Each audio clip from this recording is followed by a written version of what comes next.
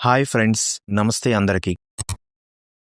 ప్రపంచ రాజకీయాల్లో, ఆర్థిక వ్యవస్థలో బ్రిక్స్ అనే పదాన్ని మీరు తరచుగా వింటూ ఉంటారు. అసలు బ్రిక్స్ అంటే ఏమిటి? ఇది ఎందుకు ఏర్పడింది? భారతదేశానికి దీనితో లాభం ఏమిటి? ఈరోజు మనం ఈ అన్ని ప్రశ్నలకు సమాధానం తెలుసుకుందాం.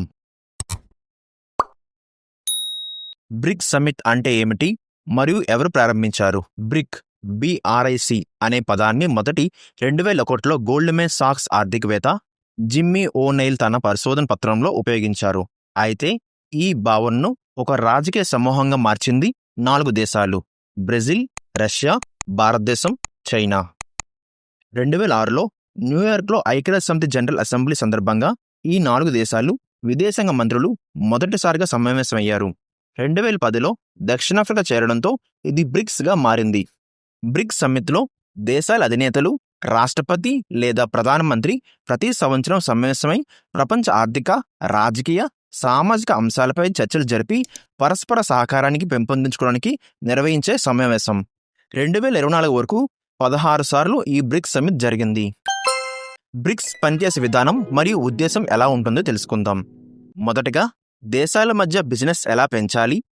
రెండవది, డాలర్ మీద డిపెండెంట్ కాకుండా మనమే మన కరెన్సీతో చేయడానికి మార్గాలు ఏమిటి. మూడవది, ట్రేడింగ్, టెక్నాలజీ, హెల్త్, విద్య, ఎనర్జీ వంటి విషయాల్లో మన దేశాలు కలిసి ఎలా పనిచేయాలి. నాలుగవది, వృద్ధి చెందుతున్న దేశాలకు సహాయం ఎలా ఇవ్వాలి. ఐదవది, ప్రపంచంలో శాంతి, భద్రత నిలబెట్టేందుకు కలిసి ఎలా పనిచేయాలి. అంటే ఇది ఒక పెద్ద డిస్కషన్ ప్లాట్ఫామ్లా ఉంటుంది. ఎవరు ఏం చేయాలి, ఎలాంటి ప్రాజెక్ట్ మీద కలిసి పనిచేయాలి అనే నిర్ణయాలు తీసుకుంటారు. భారతదేశం బ్రిక్స్ సమ్మిట్కు హాజరు కావడానికి గల ఉద్దేశం ఏమిటి తెలుసుకుందాం.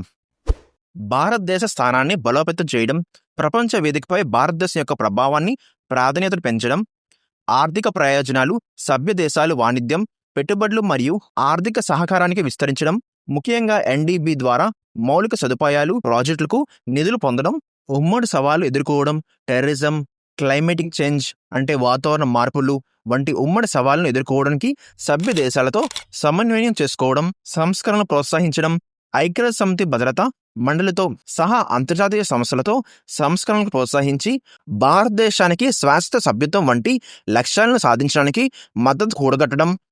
ద్వైపాక్షిక సంబంధాలు. సమ్మిట్ సందర్భంగా ఇతర బ్రిక్స్ దేశాధినేతలతో ద్వైపాక్షిక సమావేశాలు నిర్వహించి భారతదేశ సంబంధాలను బలోపేతం చేసుకోవడం. ఇండియా, చైనా మధ్య ట్రేడ్ చాలా జరుగుతుంది. అప్పుడు మనం డబ్బులు ఇవ్వాలన్నప్పుడు అమెరికన్ డాలర్ ద్వారా చెల్లింపులు చేస్తాం. అలా చేయడం వల్ల మనకు కొంత ట్యాక్స్ అనేది అమెరికాకి కట్టవలసి వస్తుంది ప్రతిసారి. అలా కాకుండా మన 5 దేశాలు ఒకే కరెన్సీని ఉపయోగిస్తే మరియు చాలా వరకు డబ్బు ఆదా అవుతుంది. ఉదాహరణకి, మనందరికీ తెలుగు మాట్లాడడం వచ్చు, కానీ మనం మాట్లాడే తెలుగు భాష ఇతర రాష్ట్రాల వారికి అర్థం కాదు. అప్పుడు మనం ఒక ట్రాన్స్లేటర్ వ్యక్తిని పిలుస్తాం. వాళ్ళు ఏం చెప్తున్నారో మనకి తెలుగులో చెప్పమంటాం. మనం ఏం చెప్తాం అది వాళ్ళ భాషలో చెప్పమంటాం. అలా ట్రాన్స్లేట్ చేసే వ్యక్తికి మనం కొంత డబ్బు అనేది ఇస్తాం. అలా కాకుండా మొత్తం రాష్ట్రాల్లో మాట్లాడే వ్యక్తులందరూ తెలుగు భాష అయితే అప్పుడు ఏ ట్రాన్స్లేటర్ పెట్టుకోకుండా మనం ఈజీగా మాట్లాడతాం. అలాగే మనం ఒక దేశం వస్తువు కొన్నప్పుడు లేదా అమ్మినప్పుడు మనం US డాలర్తో ట్రాన్సాక్షన్ చేస్తాం. అలా చేయడం వల్ల కొంతవరకు ట్రాన్స్లేటర్కి ఇచ్చే డబ్బులాగా కొంత డబ్బు అనేది ట్యాక్స్ రూపంలో USకి వెళ్తుంది. అలా కాకుండా మన ఇండియన్ రూపీ కరెన్సీ అనేది ఇతర దేశాలతో చెల్లుబాట్లయితే మనకి చాలా వరకు డబ్బు ఆదా అవుతుంది. మీకు అర్థమైందని భావిస్తున్నాను. మీకు ఏమైనా సందేహాలు ఉంటే కామెంట్ రూపంలో తెలియజేయండి, మీకు వివరిస్తాను. ఇలాంటి మరిన్ని ఆసక్తికరమైన వీడియోల కోసం మన JSPK న్యూస్ తెలుగు ఛానల్ని సబ్స్క్రైబ్ చేసుకుని మీ సన్నిహితులకు ఈ వీడియోని షేర్ చేయండి. ధన్యవాదాలు.